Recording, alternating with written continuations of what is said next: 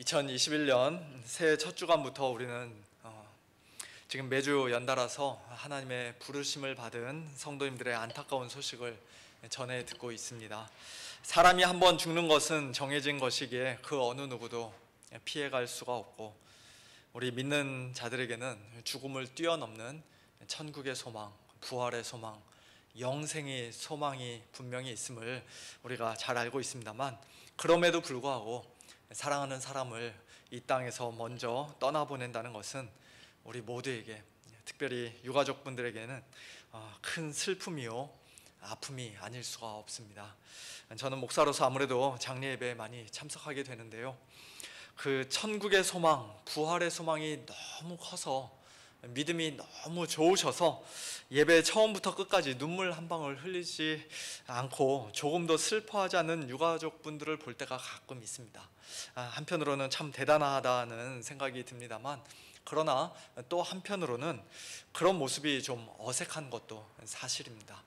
사랑하는 부모님을, 배우자를, 형제 자매를, 그리고 무엇보다도 자식을 먼저 떠나보내는 것은 우리 인간이 이 땅에서 경험할 수 있는 여러 가지 슬픔들 중에 가장 큰 슬픔에 속하는 것일 텐데, 물론 우리가 그런 부활의 소망이 없는 이 세상 사람들과 같이 너무 슬퍼해서는 당연히 안 되겠지만, 그래도 장례식장에서 슬퍼하며 우는 것은 믿음이 좋은 성도들에게도 자연스러운 반응이라고 할 수 있습니다.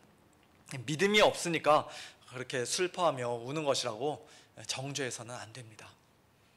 저는 원래 오늘부터 로마서 8장 말씀을 우리 성도님들과 함께 한 구절 한 구절 같이 살펴보며 은혜를 나누려고 했는데요, 그 전에 이번에 상을 당하시고 큰 슬픔 가운데 계신 우리 성도님들의 마음, 유가족분들의 마음을 하나님께서 만져주시고 위로해 주시면 좋겠다는 생각이 들어 기도하는 가운데 설교 본문 말씀을 바꾸었습니다.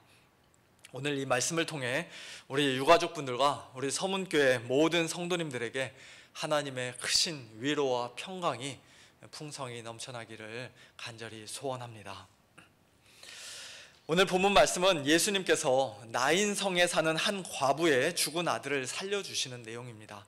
성경을 보면 예수님께서 죽은 사람을 살려주시는 사건이 3번 기록되어 있죠.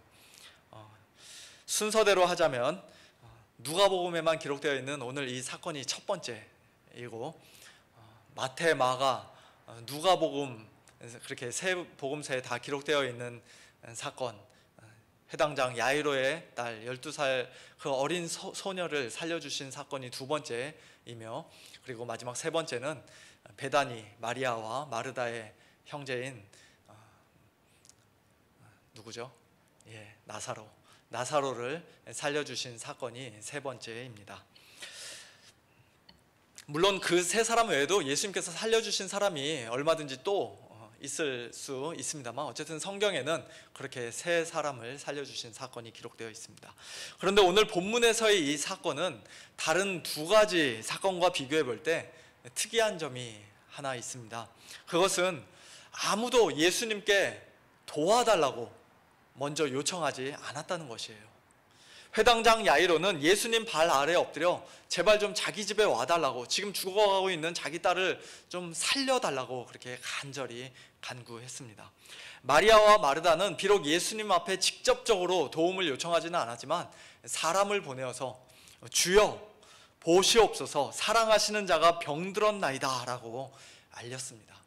그런데 오늘 본문에서는 이 죽은 청년의 어머니나 관을 메고 가는 사람들이나 마을 사람들이나 아니면 예수님의 제자들 중 그 어느 누구도 이 청년을 살려달라고 예수님께 요청하지 않았습니다.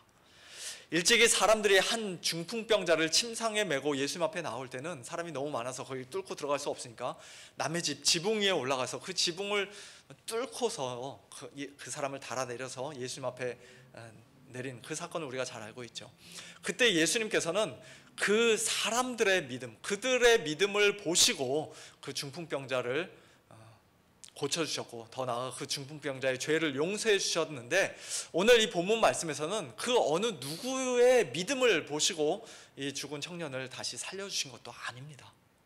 전적으로 예수님께서 먼저 다가가 기적을 베풀어 주신 아주 독특한 사건이라고 할 수 있습니다. 13절에서는 예수님께서 왜 그렇게 먼저 다가가셨고 그 청년을 왜 살려주셨는지 그 이유를 밝히고 있습니다. 주께서 과부를 보시고 불쌍히 여기사. 한마디로 예수님께서 불쌍히 여겨주셨기 때문이라는 것입니다. 뭐가 그렇게 불쌍합니까? 이 죽은 청년이 한 어머니의 독자요, 그의 어머니는 과부라고 12절에서 말씀하고 있는 것처럼 일찍이 남편을 먼저 떠나보내고 졸지에 과부가 된 것만 해도 불쌍한데, 더 나아가 하나밖에 없는 아들, 사랑하는 독자까지도 잃어버린 이 여인의 기구한 인생, 딱한 처지가 예수님 보시기에도 너무나 안타깝고 불쌍했던 것입니다. 구약시대에는 말할 것도 없고 예수님 시대에도 여성의 인권과 자유는 오늘날과는 도저히 비교할 수도 없을 정도로 그렇게 많이 열악했습니다. 여자는 바깥에서 독자적으로 혼자 그 경제 활동을 할 수가 없었기에 전적으로 남자에게 의존을 할 수밖에 없었습니다. 남편이 없으면 당장에 먹고 살 길이 막막해집니다. 사회적으로도 어떤 보호를 받을 수 있는 그러한 시스템이 없었습니다. 기껏해야 남의 밭에서 땅에 떨어진 이삭을 주워 먹고 겨우 목숨을 연명하는 그런 신세로 전락해 버릴 수밖에 없었습니다. 만일 과부에게 장성한 아들이 있어서 경제적으로나 사회적으로 엄마를 책임지면 그나마 소망이 있는 것인데, 장례식장으로 가고 있는 오늘 이 여인에게는 이제 그런 소망마저도, 마지막 소망마저도 다 끊어져 버린 것입니다.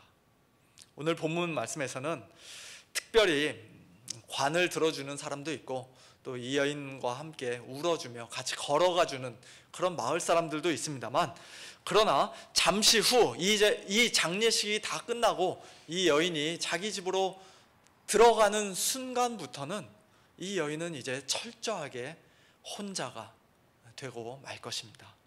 사랑하는 아들의 흔적이 여기저기 곳곳에 묻어있는 그 집에 혼자 앉아 매일같이 아들을 그리워하면서 또 남편도 그리워하면서 혼자 일어나고 혼자 밥 먹고 혼자 움직이고 혼자 잠을 자야 하는 그와 같은 상황이 얼마나 힘들고 가슴 아픈 일일는지 저는 감히 상상조차 할 수 없을 것 같습니다. 그래서 구약성경 선지서들을 보면 우리 인간이 경험할 수 있는 가장 큰 슬픔을 묘사하면서 독자를 잃고 애통해하는 엄마의 울음소리로 그렇게 비유할 때가 가끔 있습니다. 어쨌든 일찍이 남편을 먼저 잃고 이제 하나밖에 없는 아들까지도 잃음으로써 삶의 모든 기쁨과 희망을 송두리째 다 빼앗겨버린 이 가련한 여인에게 그 누구도 생각하지 못했던, 아무도 전혀 기대하지 못했던 한 줄기 밝은 빛이 찾아왔습니다. 예수님의 주 사역지였던 가버나움에서부터 남동쪽 방향으로 남서쪽 방향으로 약 25마일 꼬박 하루길이 걸리는 이 나인 성에까지 예수님께서 친히 찾아와 주셔서 이 여인을 만나 주신 것이에요. 오늘 이 사건은 결코 우연히 일어난 일이 아니라고 저는 믿습니다. 당시 관습에 따라 아마도 장례 행렬의 맨 앞에 서서 엉엉 큰 소리로 울며 한 걸음 한 걸음 겨우 걸어갔을 이 여인을 바로 앞 맞은편에 서신 예수님께서 그냥 모른 척 지나가지 않으시고 그녀를 바라봐 주셨고, 무엇보다도 그녀를 불쌍히 여겨 주신 것입니다. 불쌍히 여기사라는 우리말 번역은 죄송하지만 너무 약한 번역입니다. 이 단어는 누군가를 보면서 그냥 속으로 좀 저 사람 너무 불쌍하다, 안 됐다 라고 느끼는 겨우 그 정도의 감정이 아닙니다. 너무 불쌍하게 여긴 나머지 실제로 막 뱃속이 아플 정도로 우리말에도 그런 표현이 있지 않습니까? 창자가 끊어질 정도로, 애간장이 녹을 정도로 그렇게 육신적인 고통까지 느끼는 그런 마음의 극심한 격동을 표현할 때 사용하는 단어입니다. 누가복음에서 누가는 이 똑같은 단어를 2번 더 사용을 했는데요. 하나는 누가복음 10장 선한 사마리아인의 비유에서 사마리아 사람이 강도를 만나 거의 죽게 된 그 사람을 보고 불쌍히 여겼을 때, 그리고 또 하나는 누가복음 15장 탕자의 비유에서 완전히 거짓골을 하고 집으로 다시 돌아오는 아들을 아버지가 멀리서 바라보고 측은히 여겼을 때, 그때 똑같은 단어가 사용됐습니다. 둘 다 우리 죄인들을 바라보며 진심으로 불쌍히 여기시는 예수님의 마음, 하나님의 마음을 표현하는 단어라고 할 수 있습니다. 저는 예수님께서 오늘 이 과부를 보시고 불쌍히 여기셨다는 이 표현이 얼마나 큰 위로가 되는지 모르겠습니다.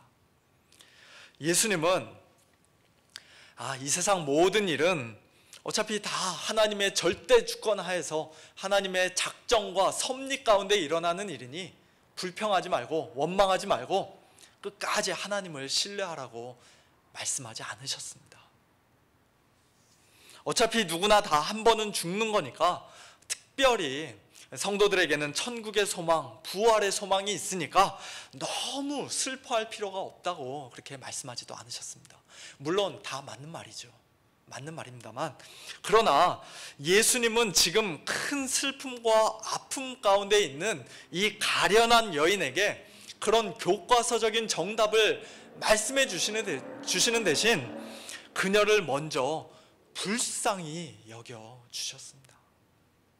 예수님은 그녀의 찢어질 듯이 아픈 마음, 그 무엇으로도 그 누구에게도 온전히 위로받을 수 없는 황망하고 상처받은 그 마음을 가장 깊은 곳까지 헤아려 주셨고, 조금의 거짓이나 위선 없이 100% 공감해 주셨습니다.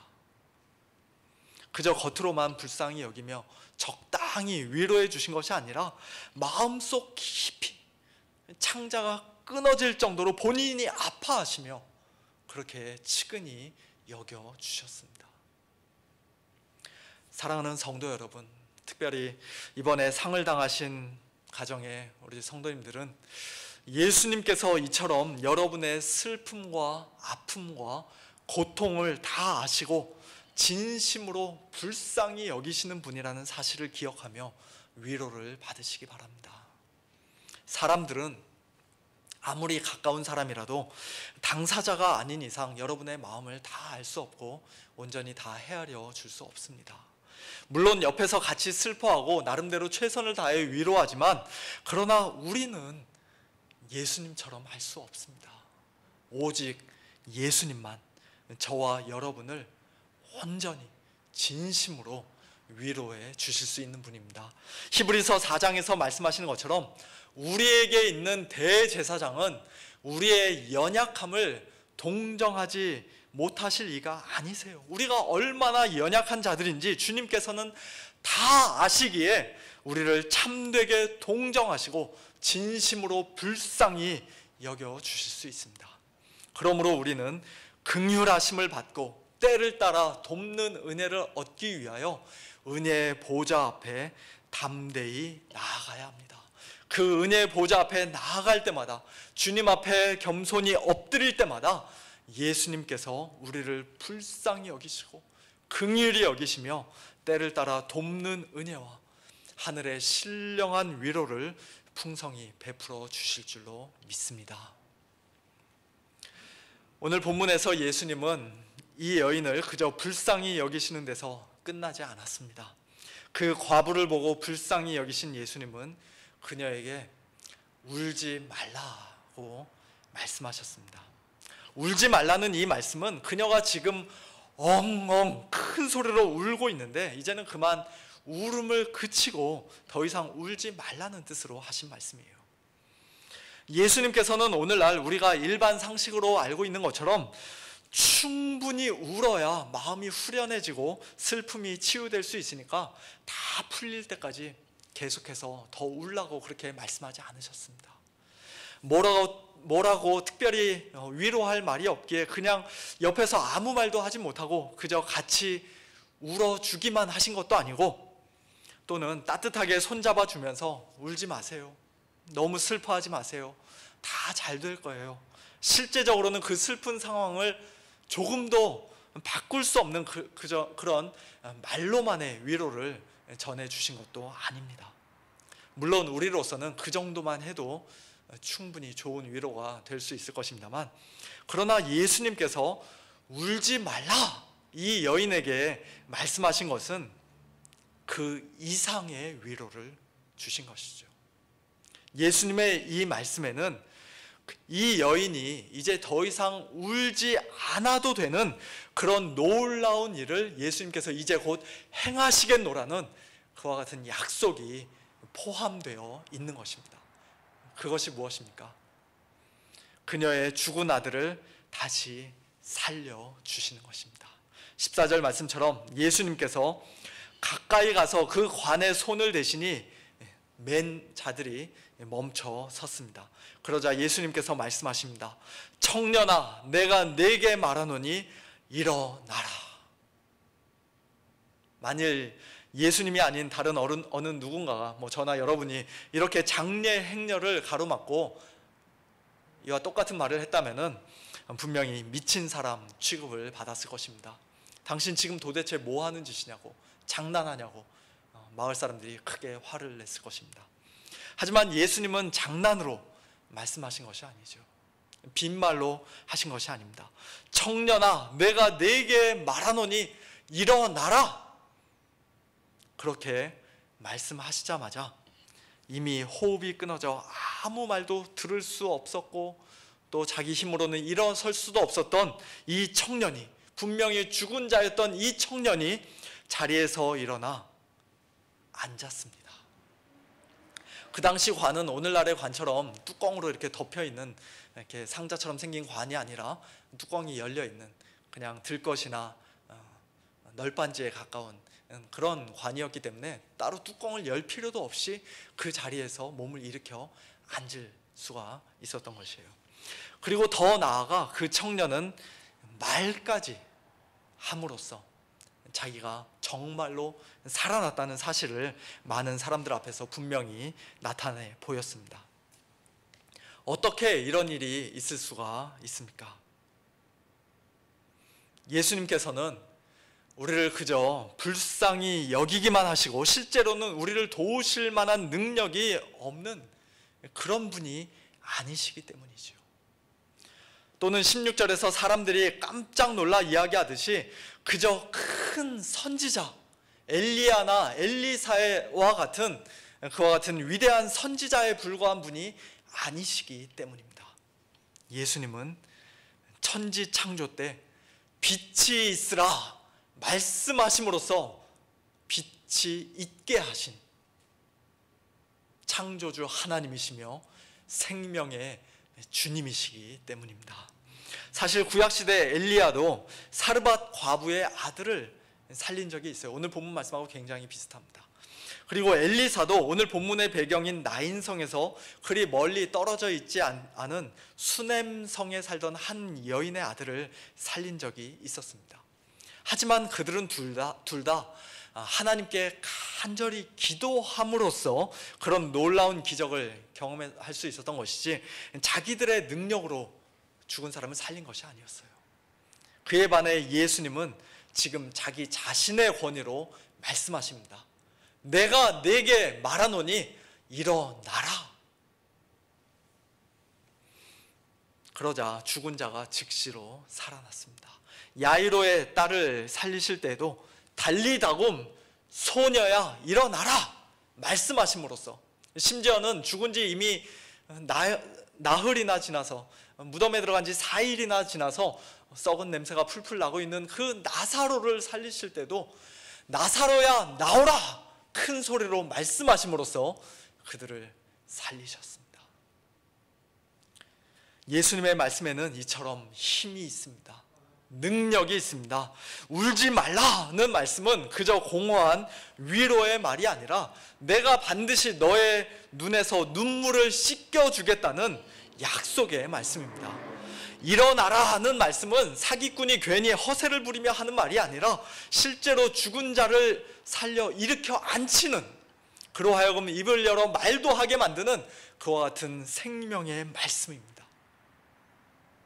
사랑하는 성도 여러분, 이처럼 우리를 불쌍히 여기시는 예수님, 또 죽은 자도 얼마든지 살리실 수 있는 예수님, 그리고 지금 이 시간에도 살아계신 예수님께서 오늘 우리에게 말씀하십니다. 울지 말라, 일어나라.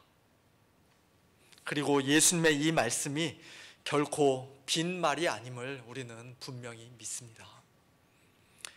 최근 사랑하는 우리 성도님들이 병상에 누워 계실 때 우리는 예수님의 이 한없는 긍휼과 능력을 간구하며 간절히 기도했습니다. 주님, 우리 권사님을, 우리 집사님을 불쌍히 여겨 주십시오. 능력의 손으로 고쳐주시고 깨끗이 치료해 주십시오. 그러나 안타깝게도 우리는 오늘 본문 말씀에 나타난 이런 놀라운 기적을 경험하지 못했습니다. 사랑하는 성도님들이 결국 우리 곁을 떠났습니다. 미처 마음의 준비를 할 새도 없이 너무나도 빨리, 너무나도 갑작스럽게 이 세상을 떠났습니다. 정말 마음이 안타깝고 가슴이 아픕니다. 제가 예전에 부목사로 섬기던 교회에서는 성도님들이 많으셨기 때문에 거의 매주일, 최소 2, 3주일에 한 번씩은 주보 광고에 장례 소식이 올려졌습니다. 어떤 때는 한 주일에 대여섯 가정이 상을 당하기도 했습니다. 그래서 장례 예배를 수없이 많이 참석하고 집례도 많이 했습니다만 성도님들의 죽음을 경험하는 것은 많이 한다고 해서 익숙해지는 것이 아닌 것 같아요. 여전히 마음이 힘듭니다. 특별히 지금 담임 목사로 섬기고 있는 우리 교회에 이렇게 장례가 연달아서 많이 생기니 괜히 다 제 잘못 같고 마음이 더 무겁습니다. 하지만 이 시간 울지 말라, 일어나라 말씀하시는 예수님을 다시 한번 바라보면서 저도 그렇고 우리 성도님들도 그렇고 특별히 우리 유가족분들은 더더욱 큰 위로를 얻기를 소원합니다.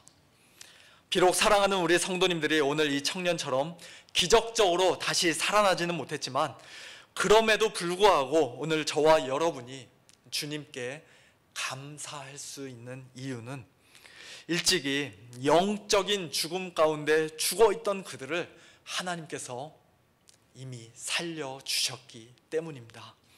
날 때부터 죄인으로 태어나 허물과 죄로 죽어있을 때 제발 좀 살려달라고 그들이 먼저 간구하지도 않았는데 긍휼이 풍성하신 하나님이 그분들을, 그리고 우리를 사랑하신 그 큰 사랑을 인하여 허물로 죽은 우리 모두를 그리스도와 함께 살려주셨고 또 함께 일으켜 주셨습니다. 심지어는 그리스도 예수 안에서 함께 하늘에 앉히셨다고 에베소서 2장에서는 말씀합니다. 이 땅에 살고 있는 동안에 그들은 일어나라는 우리 주님의 능력의 말씀에 따라 이미 살리심과 일으키심과 또 앉히심을 경험한 것이에요. 전적으로 하나님의 은혜입니다. 그들의 입이 열려서 하나님을 찬양하고 하나님께 기도하고 또 때로 예수님의 복음을 전했다는 사실이 그들이 정말로 살아난 자들이라는 것을 분명히 증거해 주지 않았습니까? 그리고 그렇게 한번 살아난 자는 비록 몸과 영혼이 이 땅에서 분리되는 육체의 죽음을 경험한다 할지라도 하나님 앞에서는 계속해서 살아있는 줄로 믿습니다. 성도들의 영혼은 이 세상을 떠나는 즉시로 사랑하는 우리 주님과 함께 있게 되기에 사도 바울은 자기가 차라리 세상을 떠나 몸을 떠나 주님과 함께 있기를 원한다고 말하기까지 했습니다. 그리고 그것이 끝이 아니죠. 무덤 속에 있는 자가 다 일어나라는 예수님의 음성을 들을 때가 올 것인데, 선한 일을 행한 자, 즉 이 땅에서 참된 성도로서 살았던 자는 그 마지막 날 생명의 부활로 나올 것이며, 악한 일을 행한 자, 즉 예수님을 믿는 믿음 없이 자기 자신이 주인이 되어 평생 죄악 가운데 살았던 자는 심판의 부활로 나오게 될 것이라고 예수님께서 요한복음 5장에서 친히 말씀하셨습니다. 고린도전서 15장에서 사도 바울은 그것을 가리켜서 예수님 이 땅에 재림하시는 날, 마지막 나팔 소리가 나는 날, 우리가 영광스러운 부활의 몸으로 호련히 다 순식간에 변화될 것이라고 말씀합니다. 이미 세상을 떠난 성도들은 그날 다시는 썩지 아니할 것으로 다시 살아나고, 영원히 죽지 아니하는 신령한 몸, 영원한 몸을 입게 될 것이라고 말씀합니다. 그리고 그 마지막 날에는 우리의 마지막 원수인 사망까지도, 이 땅에서 우리의 사랑하는 자를 빼앗아가고 이별의 아픔과 슬픔을 우리에게 안겨주었던 그 사망까지도 완전히 삼킴을 당하고 멸망받게 될 것이라고 말씀합니다. 그날 하나님께서는 우리의 눈에서 모든 눈물을 씻어주시고 닦아주실 것입니다. 오늘 예수님께서 기적적으로 다시 살려주신 이 청년으로 인해 그의 어머니와 온 마을 사람들은 분명히 큰 기쁨을 누렸을 테지만, 그러나 그는 그로부터 몇 년 후 또는 몇십 년 후 결국 다시 죽을 수밖에 없었음을 우리는 너무나 잘 알고 있습니다. 그날에는 나인성에 또다시 슬픈 장례의 행렬이 있었을 것입니다. 이처럼 이 땅에서는 우리의 눈에서 눈물이 마를 날이 없고 우리는 죽음을 피할 수가 없습니다.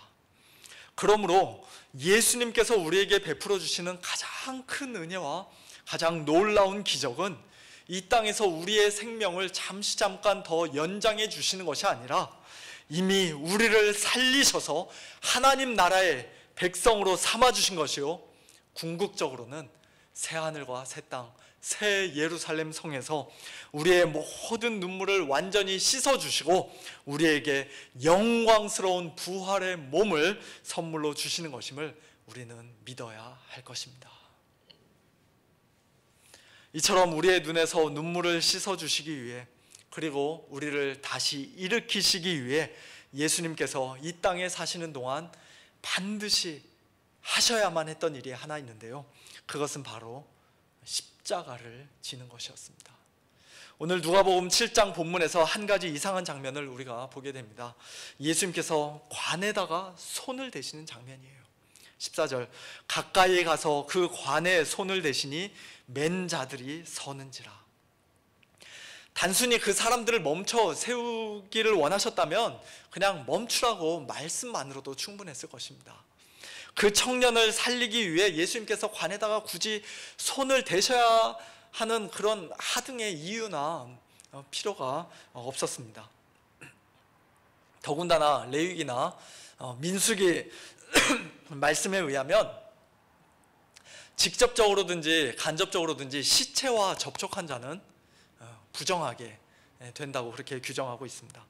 물론 생명의 주님이신 예수님께서는 그런 정결 규례를 따른 부정의 영향을 받지 않으시기에 죽은 자를 만지시면 오히려 그 죽은 자가 살아나고, 나병 환자를 만지시면 그 나병 환자가 깨끗하게 되는 그런 일들이 성경에 많이 기록되어 있습니다만, 그럼에도 불구하고 예수님께서 관에 일부러 손을 대신 것은 장차 예수님께서 십자가 위에서 받으실 고난과 수치와 저주와 형벌과 죽음을 상징적으로 보여주시는 것이라고 할 수 있습니다. 울지 말라, 일어나라는 예수님의 말씀이 2000년 전 나인성 과부의 외아들에게, 최근 우리 곁을 떠나 하늘에서 지금 우리 주님과 함께 살고 계신 사랑하는 성도님들에게, 그리고 아직 이 땅에서 살아 숨쉬고 있는 오늘 저와 여러분에게 그저 공수표에 그치는 것이 아니라 실제적인 효력을 발휘할 수 있는 이유는 생명의 주님이신 우리 예수님이 십자가 위에서 친히 죽음을 맛보셨기 때문입니다. 죄라고는 하나도 없는 거룩하신 하나님의 아들께서 우리의 모든 죄를 짊어지고 죄덩어리가 되어주셨기 때문입니다. 하나님의 외아들, 하나님의 독자이신 예수님께서 이 과부의 독자를 대신해 또 저와 여러분을 대신해 진짜 죽음, 하나님으로부터 끊어지는 저주와 형벌의 죽음을 당해 주셨기 때문입니다. 그리고 예수님은 그렇게 우리를 위해 십자가 지셨을 뿐만 아니라 3일 만에 다시 죽음에서 일어나시고 하늘에 올라 하나님 보좌 우편에 앉으심으로써, 그리고 우리에게 성령을 보내주심으로써 우리의 눈에서 모든 눈물을 씻어주시고 우리를 일으켜 앉히시는 우리의 주와 구주가 되어주셨습니다. 사랑하는 성도 여러분, 이 시간 우리를 바라보며 불쌍히 여기시는 예수님 앞으로 다시 한번 나아가기를 원합니다. 울지 말라, 일어나라 말씀하신 예수님께서 우리의 눈에서 모든 눈물을 씻어주실 그 날을 간절히 사모하는 가운데, 또한 먼저 우리 곁을 떠나간 사랑하는 성도님들을, 그리고 저와 여러분 역시도 영광스러운 부활의 몸으로 다시 일으켜 주실 그 날을 간절히 소망하는 가운데 이 땅에서 매일매일 주님 주시는 큰 위로와 능력으로 모든 일에 넉넉히 이기는 복된 저와 여러분들, 특별히 우리 모든 유가족분들 다 되시기를 주님의 이름으로 축원합니다. 함께 기도하겠습니다. 하나님 아버지, 사랑하는 성도님들을 연달아 주님 앞에 떠나보내며 저희들의 마음이 많이 아프고 슬프지만 울지 말라, 일어나라 말씀하시는 우리 주님의 따스한 음성이, 생명의 말씀, 능력의 말씀이 오늘 저희에게 큰 위로와 소망을 주신 줄로 믿습니다.